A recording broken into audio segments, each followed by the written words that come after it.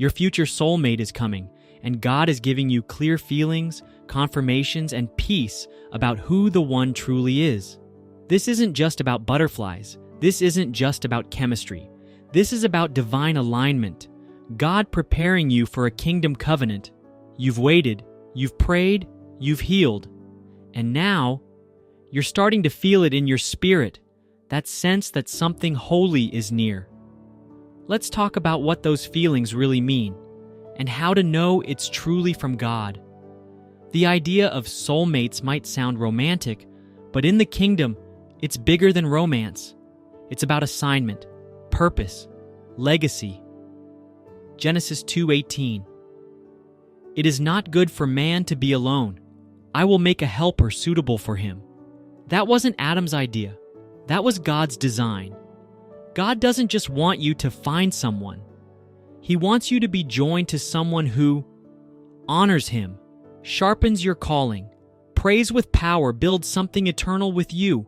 And when it's God, you'll start feeling a holy knowing. Let's clear this up. When God starts showing you the one, it doesn't always come with fireworks. It often comes with peace, clarity, and confirmation. Colossians 3:15. Let the peace of Christ rule in your hearts. You'll feel safe in their presence, seen without performing, clear in your spirit, not confused in your flesh. It's not forced. It's not anxious. It's not toxic with passion and chaos. It's holy, grounded, and spirit-led. Here's how to know those feelings are from God. You can pray together without awkwardness. Your spiritual growth is accelerated, not compromised. You're drawn toward purpose, not just pleasure. You both honor boundaries and walk in integrity. It feels like peace, not pressure. Proverbs 10:22. The blessing of the Lord makes rich, and he adds no sorrow to it.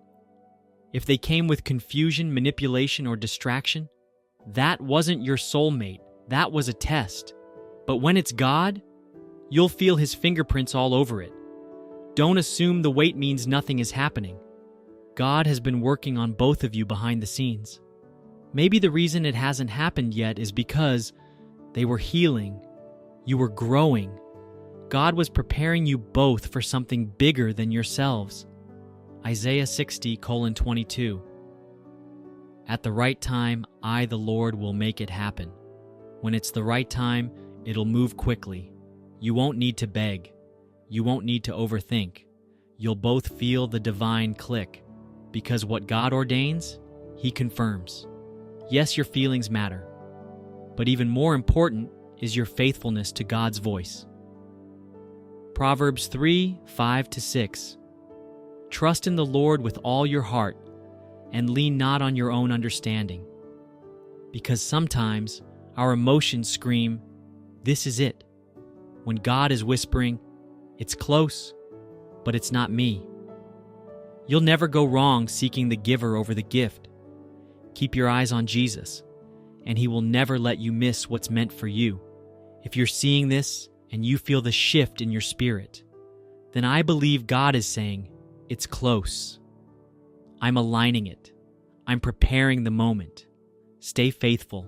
Stay holy. Stay surrendered. Because your soulmate is not just coming. They're being sent. So speak this now. God, I receive the love that comes from you. I will not settle. I will not rush. I will not fear. I will trust your timing. I will trust your voice. And I will wait with peace, because what's meant for me is already on the way. Psalm 37:4. Delight yourself in the Lord, and he will give you the desires of your heart. This is your season. Your future soulmate is coming, and your heart will know it, because God will make it undeniable.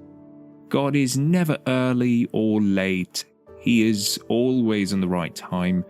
You just need to trust him. Do not go for or accept anything that is below God's plan for your life. God has beautiful and great plans for your life. The Word of God says he knows the thoughts he thinks towards you are of good and not evil, to give you hope and a bright future. Though it seems it is taking time for the promise of God to be fulfilled in your life, do not get tired, because very soon it will be fulfilled. Keep praying, and soon you will see the manifestation. Isaiah chapter 40 verse 31 says, "But they that wait upon the Lord shall renew their strength. They shall mount up with wings as eagles. They shall run and not be weary, and they shall walk and not faint." When you wait for God's best for you, your strength will be renewed and discover new abilities yourself. You will trust God more and never regret waiting for His best for you. The same pressure of doing what others do applies even in relationships and choosing a partner. One thing you should never trade: instruction from God. It guides and directs you, and that is why you must always seek God first, even when you want to choose your partner, because it is only God that can help you make the right choice. Sometimes it seems as though God is silent concerning whom we should be with, and when we do not get a clear answer, we tend to make decisions by ourselves and not wait on God. People then go ahead and be with that person, and that should not be the case. If God does not give you a definite yes or a no, then you should wait on Him for instruction and wait on Him for what to do next. When it comes to relationships, people long for companionship, be it to fend off loneliness or for the couple's goals. Often neglect the relationship with God. This void we want to fill in our hearts with humans can only be filled by God. Only the love of God can satisfy you. His love is enough. Every other thing comes in as an addition. Rush is the reason why a lot of people end up with the wrong person and become unhappy, unfulfilled, and sometimes not fulfilling their destiny. Pressure from family and friends increases your yearning for companionship, and if not careful, makes you settle for anything that comes your way and not wait for God's best for you. Never settle for less. You are deserving of heaven's best. When you want God's best for you, you must be patient. Generally speaking, though, most of us hate waiting. We want what we want when we want it, no questions asked. However, that mentality is rarely the recipe for God's best in our lives. Instead, that mentality tends to get us into trouble. When you think about it, you will realize that some of the dumbest, most regrettable decisions you've ever made were the result of us settling for less than God's best.